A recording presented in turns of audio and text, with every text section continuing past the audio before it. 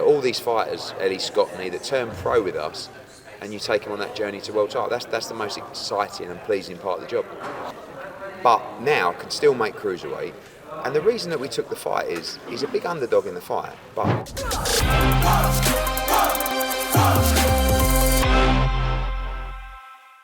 Hi guys, it's Tubbs from FighterstalkTV, and I'd like to say a big thank you to all of our subscribers and followers on all of our social media, and I want to talk to you about being able to win one of our $50 a month prizes here with us at FighterstalkTV. We want you to share our content. Simply like, subscribe or follow our channels on all social media outlets and tag at least one person in any of our posts. The more people you tag, the more posts you make, the more chance you've got of winning. We're giving away 5 $50 prizes every month, and they're Amazon vouchers sent to you directly. What are you waiting for, guys? We want to thank you for your support. Get subscribing, get tagging, get boxing. Massive fight again on Saturday night. Really great DAZN platform to be performing on, and of course you've got a whole night of boxing of what comes on after for DAZN.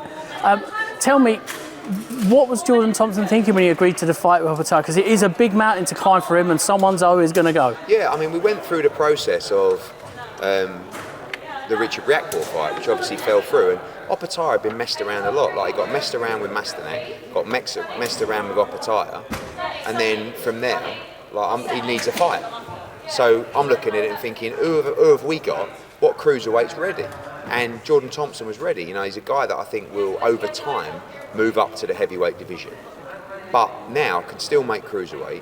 And the reason that we took the fight is he's a big underdog in the fight, but he can punch. He's very fast.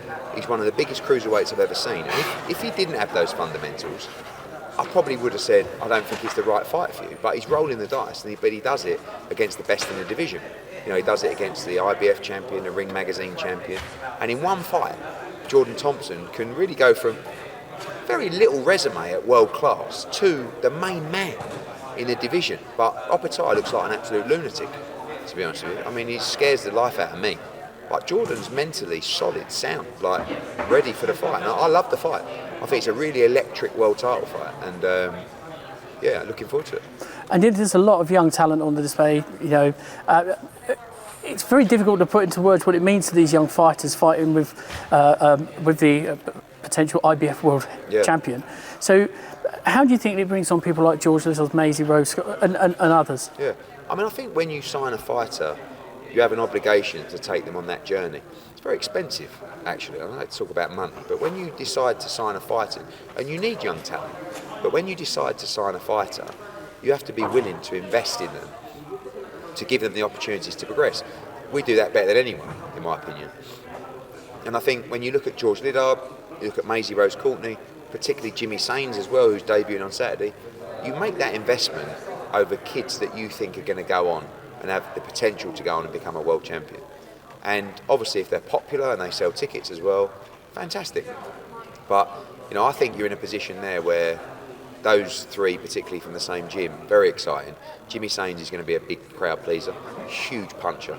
You've seen that in the amateurs. He's been knocking people out, rendering them unconscious in the amateurs. So when he gets those small gloves on, he's going to be a real danger and a real threat. And it's one of my most pleasing missions as a promoter is to take the young fighters to world championships. I mean, if you look at the likes of Cal Yafai, Charlie Edwards, Callum Smith, AJ, Katie Taylor, all these fighters, Ellie Scottney, that turn pro with us, and you take them on that journey to world title. That's the most exciting and pleasing part of the job.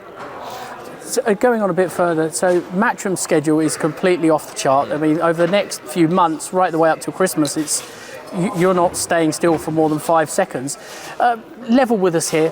You've got a secret business going on in the background, haven't you, of parcel delivery? Because it must be going all up and around everywhere. I mean, we're very lucky to be doing shows internationally.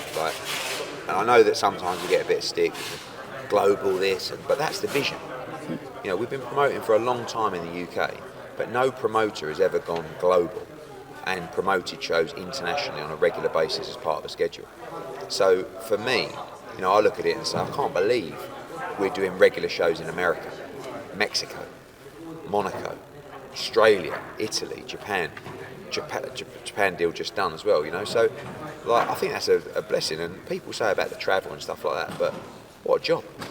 I mean, when you love boxing, like, you're going from show to show every week, and I want every show to be the best it can be. Some shows are amazing, some shows are average, but we will have a show in general every week, and we're doing it around the world.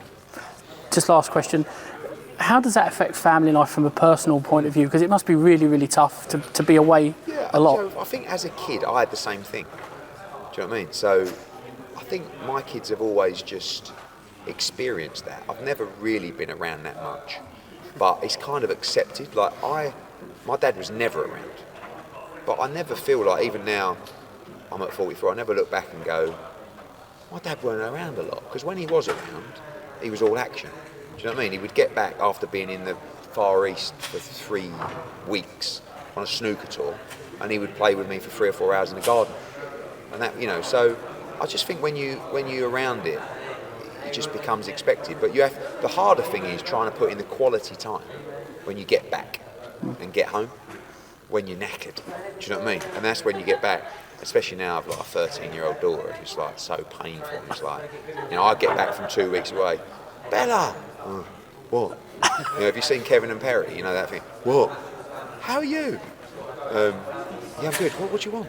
I haven't seen you for 2 weeks. I know. Go away, I'm on the phone. Okay, the government wants us to save energy and the kids are just... Yeah, so... but the hardest thing, like you say, is like, you get back and you want to spoil them and you want to take them out, and, you know, family is important. So, but also you have to be really selfish and you have to be a bit of an arsehole. I'd never believe that of you, Eddie. I know, but if you want to be the best at whatever you want to do, you have to make sacrifices that people have to understand. Like, that's just the reality. And if they don't understand it, then, you know, there's a conversation to have to say, oh, but I'm passionate about this. And you need people to understand. And hopefully when you talk about kids and stuff like that, they will understand. Like, I understand that my dad changed his life and our family's life by making those sacrifices. I'm okay with it. Do you know what I mean? Yeah. Just hope that my kids feel the same way. Sure.